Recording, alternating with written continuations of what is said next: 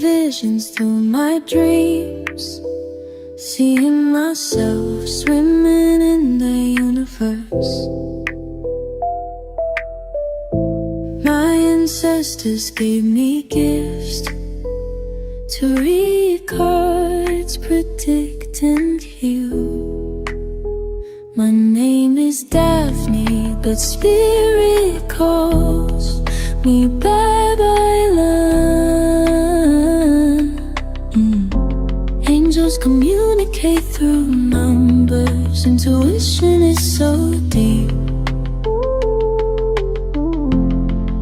The gift I fully embrace within.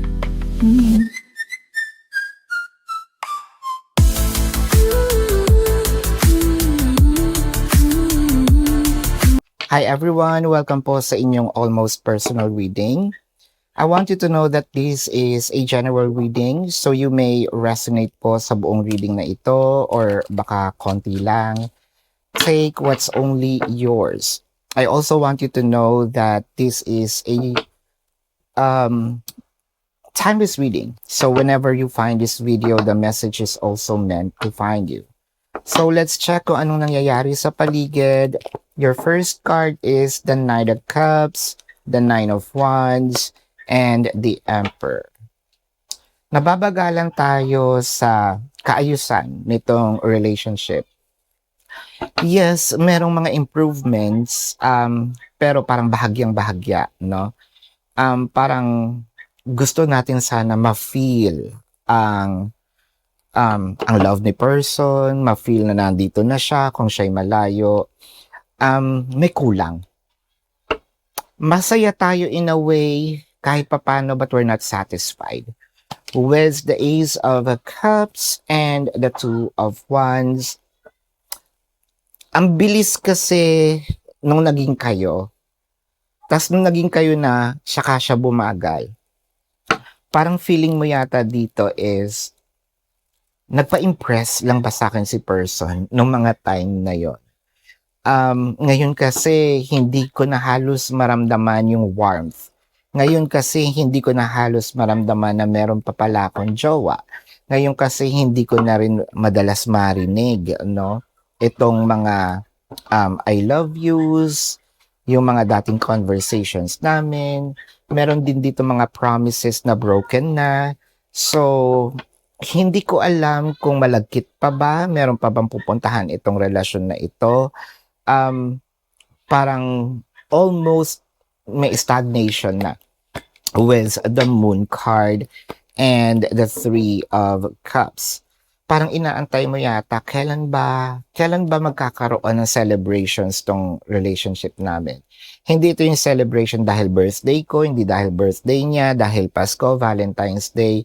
The celebrations that I am thinking about is kailan ba magkakaroon ng doon sa mga no labels, yung anniversary. So which means ito yung date na naging kami, may formality. Or kailan yung wedding anniversary, no, na talagang kinasal na kami. So madami ding mga tanong dito na hanggang ngayon nakahang pa din.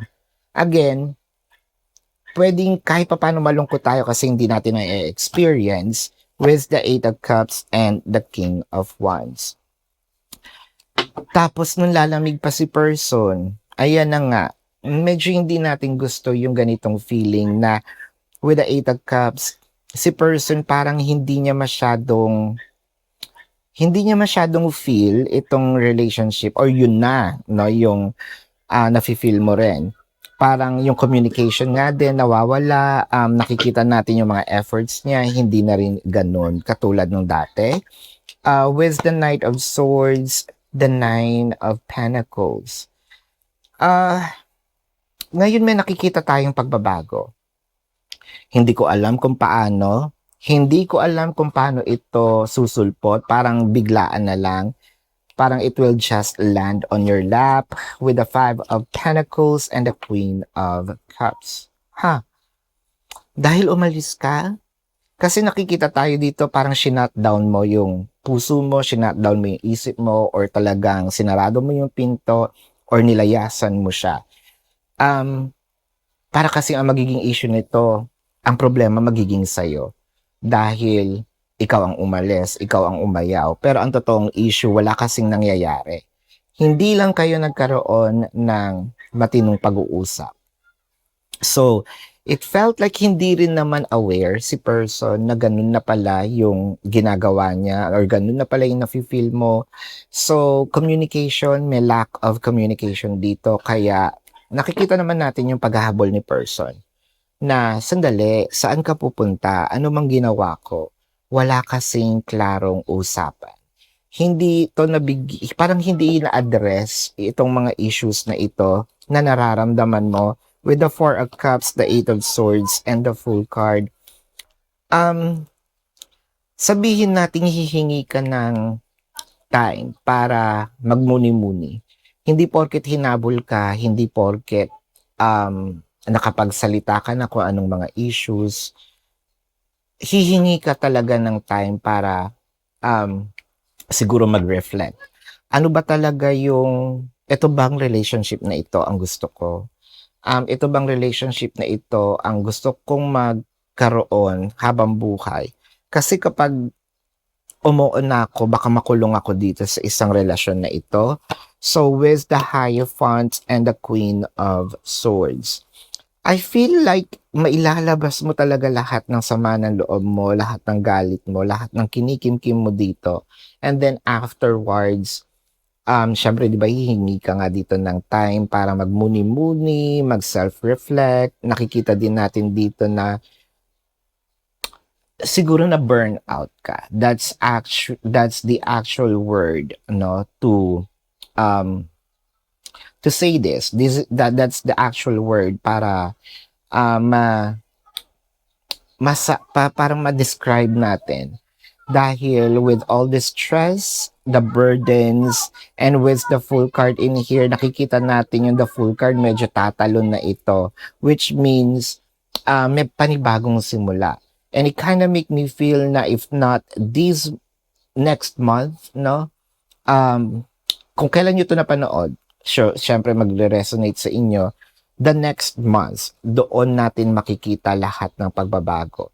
Doon natin makikita not just the positive changes but also kahit sa'yo, yung mga adjustments, no, ni person. Your person's adjustment may not that be perfect. However, makikita din naman natin dito na yung kanyang mga adjustments, somehow nakikita mo yung positivities at yung positivities na yon meron ditong maidudulot or makakapagmulat din sa'yo na ay oo nga, nag-e-effort din naman pala si person. And I'm seeing maaayos at mariresolve nyo rin naman ang inyong mga issues dito. So this is your reading. Let's check the zodiac sign of your person. Now, this can be their sun sign or a placement in their chart or pwedeng lumabas din ang zodiac sign mo. I'm seeing Aries, Taurus, Gemini, Libra, Cancer, Virgo, Pisces, Capricorn, Aquarius, Cancer uli, no? I'm seeing here Scorpio, Leo, I'm seeing Aries na naman, Sagittarius. This is your reading. Meron ba dito? Yeah, this is your reading. Maraming salamat. Love and light. Namaste. See you sa susunod na readings. Goodbye.